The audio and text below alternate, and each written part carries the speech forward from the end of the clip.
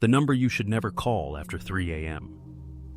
At exactly 3:03 a.m., Mason answered a call from his own number and heard his mother's voice whisper, "Don't answer the door." His mother lived 3 states away, asleep, and yet her voice filled his ear, breathless, urgent, close enough that he pulled the phone back like it could bite. Down the hall, someone knocked, 3 soft taps, polite as a neighbor. The peephole showed only darkness, a black circle cut out of the night. "Who is this?" he asked. His mother's voice changed mid-breath into his own. "Don't." The line crackled like wet leaves. Then a new sound slid in, a slow, steady drag against wood, as if a fingernail were tracing the doorframe. Mason's thumb shook over the red end call button, but he didn't press it. He was afraid of the silence that would follow. The knock came again, same rhythm, same restraint, like whatever stood outside could wait forever. 2 nights earlier, he hadn't believed in any of this. The number was a joke, a thread on a horror forum that everyone dared and almost no one tried. A local exchange, ordinary digits, but if you called it after 3 a.m., something answered that knew what only the walls in your house should know. Mason worked the late shift at a gas station outside Dayton, Ohio. He came home to a quiet apartment, heat barely on, the glow of the hallway light bleeding under his door. His best friend Kennedy sent the link. "Bet you won't call," she texted. "You won't even let it ring." He laughed it off until the clock rolled past 3 and boredom tasted like battery acid. He dialed and held the phone to his ear, ready to hang up. Someone picked up on the first ring without saying hello. He heard what sounded like a room full of ticking clocks. Then the voicemail message he'd recorded last year, his exact words, his exact bright customer service tone, playing back to him. It's Mason. Leave it." Click, silence. He stared at the screen, goosebumps creeping up his arms. Before he could decide whether it had been a glitch, his phone lit again. Unknown number. He didn't answer. It called back. It kept calling until 3:13 a.m., then stopped. The next night, the calls started at 3:01. They said nothing, just breathed. Once he set the phone on his dresser and heard breathing from the dresser, not the line, like the sound had crawled out to join him. He swore he wouldn't pick up again. He picked up again. Tonight, the voice on the line knew his mother's tone, his childhood kitchen's old wall clock, soft, uneven, a hitch every 40 seconds. The way his name sounded when his dad was disappointed. "Don't answer the door," it warned, now in his father's steadier baritone. "He'll think you invited him." The soft nail drag against the wood became a gentle scrape along the lock. The deadbolt twitched, once, as if it wanted to turn. Mason stepped back, heartbeat filling his head. "Who is he?" On the line, something smiled. He couldn't hear it, but he felt the change in the air, thinner, like winter pressing against glass.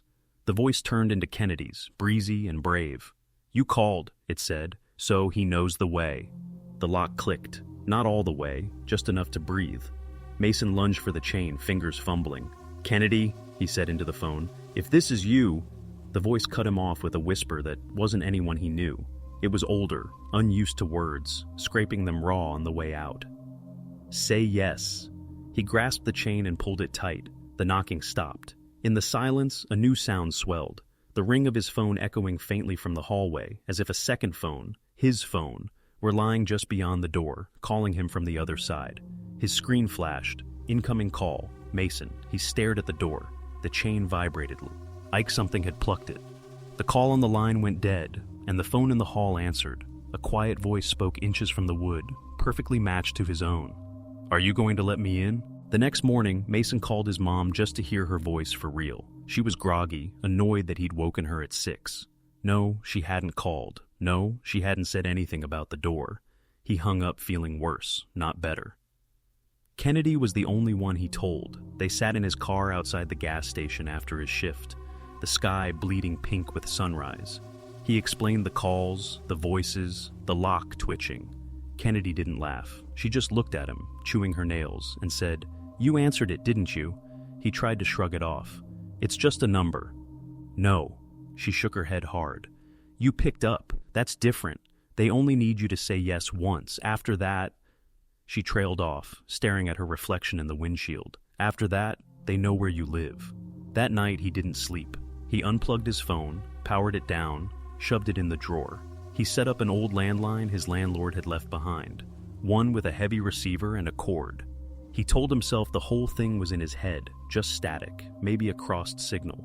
At 3:01 a.m., the landline rang. The sound jolted through the apartment like a fire alarm. Mason froze. He hadn't given that number to anyone. He let it ring, the shrill tone cutting the silence in measured bursts. He almost convinced himself not to move, almost, before the voice seeped out between the rings. Not from the receiver, but from the empty air. "Pick up, Mason." He clutched the phone anyway. His hand trembled so hard he nearly dropped it. The line clicked before he could say hello. Kennedy's voice spilled out, low and shaking. "Don't hang up. He's already inside." Mason whipped around, heart lurching against his ribs. The apartment was still, shadows stretched thin under the door frames. "Kennedy?" "Listen," her voice cracked. "If you hear the knock again, don't answer. If you hear him breathe, don't answer. Jakis, don't." The line screeched. A high, metallic whine cut through the room like feedback. He yanked the receiver away, but the sound poured from the walls, from the vents, from the mirror above the sink. It burrowed in his ears until he thought his skull would crack. Then it stopped. The silence afterward was worse. Knock. 3 soft taps, this time from the inside of his bedroom closet. Mason's chest locked. He stared at the thin door. His phone screen lit up in the drawer across the room, though it should have been dead, battery drained. The glow spilled out faintly like a second moon. He forced himself closer, each step sticky with dread. The landline hung loose at his side, still hissing with faint static. From the closet, a whisper identical to his own voice answered him. "You shouldn't have called." The knob rattled once, then stilled. The phone in the drawer began to ring. Mason didn't remember falling asleep, but when he woke, the phone was still ringing. His drawer pulsed with light in the dark, each glow timed with the shrill chime. He sat up, breath scraping in his throat, and stared until the screen went black again.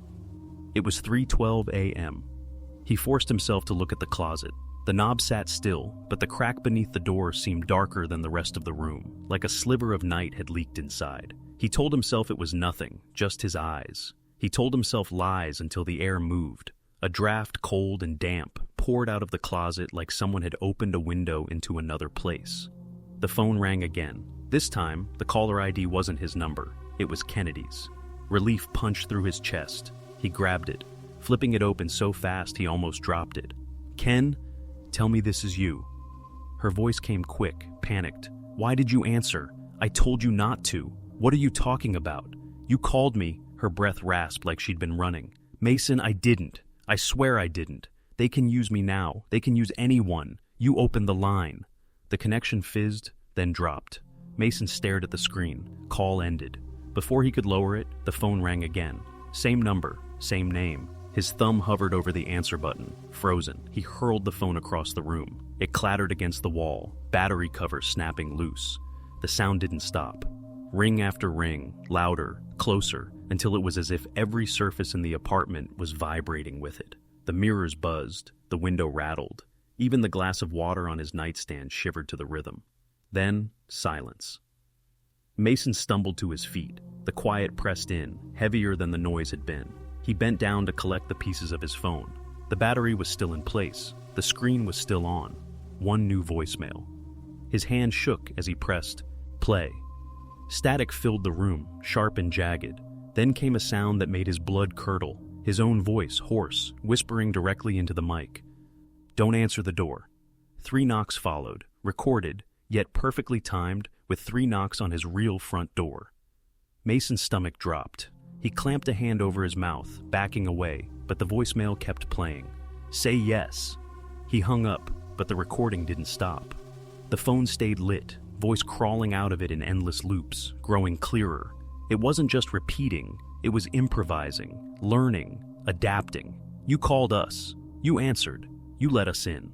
The closet door creaked open. Just a sliver, but enough to let the dark spill wider. A breath pushed out of it. Wet, rattling, eager. Mason bolted to the living room. He unplugged the landline and hurled it into the trash. He turned off every breaker switch until the apartment sank into total black. But in the dark, his phone lit up again. This time, no number, just the word, inside. The ringtone started again. Knock. Not from the door this time, but from the walls, all around him. The knock spread, soft taps, polite raps, moving along the walls of his apartment like a visitor circling a fishbowl. Mason stood in the dark, back pressed against the couch, phone glowing in his hand. The word inside still burned on the screen, pulsing brighter with each beat of his heart. He wanted to run, to kick the door open and sprint into the night, but the locks had already turned on their own. He'd heard them click, one by one, sealing him in. The phone stopped ringing. For a moment, the silence felt like relief. Then the voicemail notification appeared, one new message. His thumb hovered. He didn't want to listen, but his body moved on its own. The phone speaker crackled alive. It was his voice again, faint at first. "I'm so cold." Then another voice layered over it, deeper, hollow, older. "Open the line." The air shifted. Every reflective surface in the apartment began to glow. The black TV screen, the picture frames, the sliding glass door. Mason stared in horror as his reflection in each one twisted, smiling when he wasn't, mouthing words he couldn't hear. The closet door groaned wider. Something stepped out. Not with feet. Shadows poured like liquid across the floor, stretching toward him. In the glass of the window, he saw it more clearly than in the room itself. Tall, crooked, faceless, with hands that dragged long fingernails across the floorboards. The phone rang again, vibrating so violently he nearly dropped it. Caller ID, Mason. His reflection leaned forward in the dark glass of the TV. Its lips moved in sync with the phone's vibration. He picked up without meaning to, the device pressed against his ear as if glued there. The voice that answered was his own, whispering, "Say yes." He shook his head violently. "No, no." The shadows surged forward. Every knock hit at once, hundreds of them, pounding from inside the walls, the floor, the ceiling.